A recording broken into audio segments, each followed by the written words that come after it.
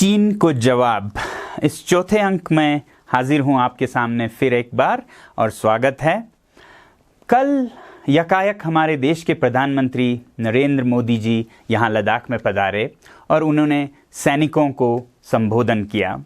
इसके बहुत ही अहम ज़रूरी इशारे निकलते हैं, क्योंकि एक तरफ तो जो हाल में भिड़ंत हुई सीमा पर उन सैनिकों की हौसला अफजाई थी और दूसरी तरफ यहाँ जितने भी हज़ारों के सैनिक हैं उनको एक संदेश था कि उन्हें तैयार रहना होगा किसी भी परिस्थिति के लिए।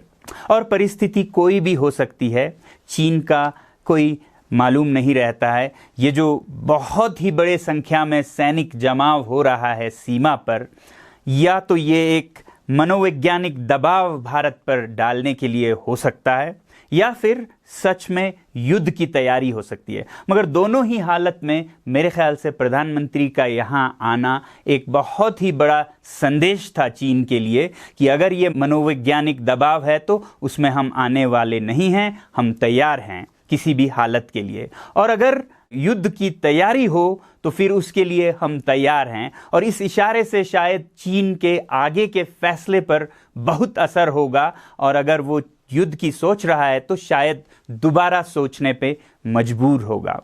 तो प्रधानमंत्री के इस कदम से हमें समझ आता है कि मामला कितना गंभीर है सीमा पर, और इस वक्त पूरे देश को, देश की फौज को, जनता को और हमारे नेताओं को किस तरह एकजुट होकर दिलो दिमाग से चीन से सामना करने की तैयारी करनी होगी। सिर्फ सीमा पर खड़े हमारे सैनिक कोई जादू नहीं कर पाएंगे जब तक कि हर नागरिक, चाहे एक विद्यार्थी हो या एक शिक्षिका या शिक्षक हो या फिर एक सफाई कर्मचारी हो या डॉक्टर हो या फिर सैनिक हो, अधिकारी हो, राजनेता हो, इन सब को कुछ न कुछ बदलना होगा पिछले 70 सालों की तुलना में, तभी जाके हम कहीं पहुंच सकते हैं। अब चीन से अगर भारत की तुलना करें तो लगभग हर विकास के दरों में या आर्थिक दरों में वो हमसे 4 से 5 गुना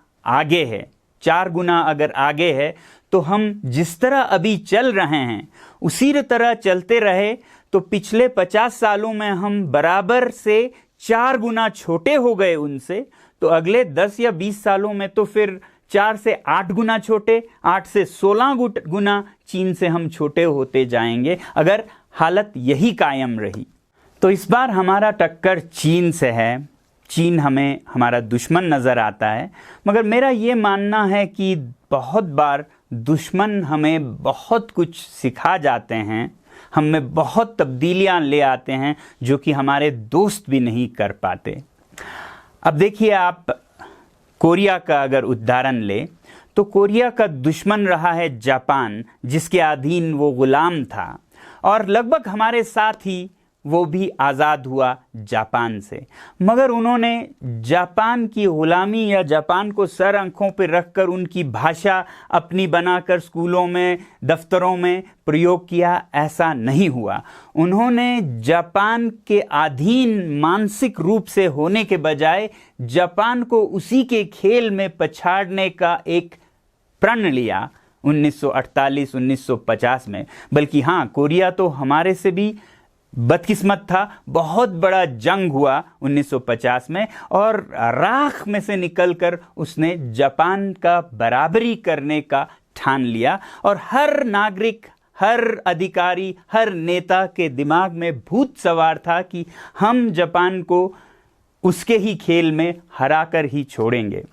और पिछले 70 सालों में देखते ही देखते आज जापान से कोरिया बिल्कुल बराबरी पर विश्व स्तर पर आर्थिक और औद्योगिक विकास के दृष्टि से पहुंच गया है।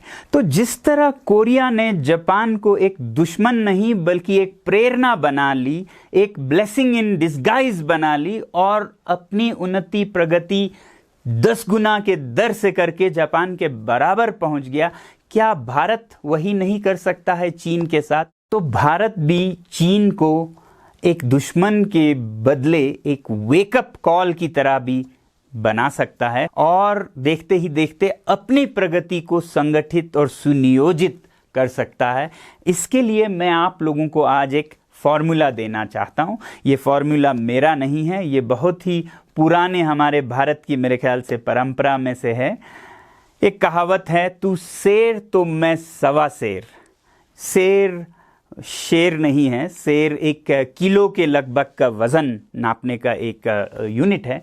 तो कहावत है कि तू जितना है उससे मैं सवा गुना ज़्यादा हूँ। तू 1 किलो है तो मैं सवा किलो हो सकता हूँ। तो ये सवा का फॉर्मूला मुझे बहुत ही पसंद आया और मैं आज भारत के सामने ये रखना चाहता हूँ। अगर हमें चीन से बराबरी करनी हो, अभी के हालात में युद्ध हो जाएं, तो मेरी उम्मीद है कि हमारे भारत के हर सैनिक अपनी शक्ति जितनी भी हो उससे सवा गुना, 1/4 और कहीं से भी वो अपने आप में जान फूंके और इस तरह से आगे बढ़कर मुकाबला करें चीन के बराबरी का। मगर मुमकिन है कि अभी कोई युद्ध जंग ना हो और हमें चीन से बराबरी करने का और समय मिले, तो हमें अगले 10-15 सालों में अगर चीन के बराबर होना है आर्थिक रूप से, विकास के रूप से, शिक्षा के दर से, तो फिर हमें सवा का फॉर्मूला अपनाना होगा। यानी कि जो आज हम कर रहे हैं, जिस तरह से भी कर रहे हैं, चाहे वो आपके फैक्ट्री में सामान बन रहे हो, या अगर आप एक विद्यार्थी हैं तो कितने घंटे आप पढ़ाई कर रहे हो, या आप डॉक्टर हैं तो कितने मरीजों को आप देख रहे हैं, जो भी आप कर रहे हैं उससे सवा गुना करना शुरू कर दीजिए देश के लिए, अगर हम चीन के बराबर होना चाहते हैं अगले कुछ सालों में। तो अगर सवा यानी कि 25% के दर से हमारी प्रगति हो, तो अभी के दर पे जहां चीन हमसे 4 गुना बड़ा है, तो हमें 4 गुना बड़ा अपने आज के दर से होने में 6 साल लगेंगे। तो 6 साल में हम आज के चीन के बराबर हो चुके होंगे। मगर अगर चीन आज के ही दर से प्रगति करता है तो उसे भी 8-9 साल में आज का दुगना बनने का मौका मिलेगा। यानी कि हमें अपने आज के भारत से 4 गुना नहीं 8 गुना बड़ा होना होगा यदि हमें 8-10 साल के बाद के चीन के बराबर होना है। तो अगर हम इसको गिनती करें तो निकल आता है कि 9 साल में हम तब के चीन के बराबर में हो सकते हैं, अगर हम सवा का फॉर्मूला अपनाते हुए हर शोबे में, हर क्षेत्र में अपनी प्रगति करते रहें। तो मैं आप लोगों से यही विनती करना चाहता हूं कि चीन सैर तो हम सवा सैर, इस हिसाब से हर विद्यार्थी अपनी मेहनत करे, हर अधिकारी अपने काम को सवा गुना करे, हर नेता अपने विकास के दर को सवा गुना करे, और हर अच्छे गुण भारत में सवा गुना हो। जैसे अगर करप्शन है तो हम अपनी ईमानदारी को सवा गुना बढ़ाएं, अगर हम सुस्त हैं तो हम अपने ऊर्जा को सवा गुना बढ़ाएं, अगर हम लापरवाह हैं तो हम अपने होशियारी को सवा गुना बढ़ाएं। और सवा शेर के इस कहावत के फॉर्मूले पर अगर हम चलते जाएं तो मैं आप लोगों को आश्वासन देना चाहता हूं कि अगले 9 से 10 साल में भारत चीन के बराबर होगा। तो कोई मजाल नहीं होगी कि कोई हम पे आंख उठाकर देखे। तो मेरे कहने का मतलब ये है कि बॉयकॉट मेड इन चाइना के साथ साथ हमें सपोर्ट मेड इन इंडिया, यानी कि भारत में निर्माण और भारत के निर्माण में भी सवा गुना जोर लगाना होगा। क्योंकि आज तो हम बायकॉट मेड इन चाइना से शुरू कर सकते हैं, मगर आगे चल के चीन से बराबरी करनी हो तो हमें अपनी मेहनत, अपने उद्योग को भी बढ़ाना होगा।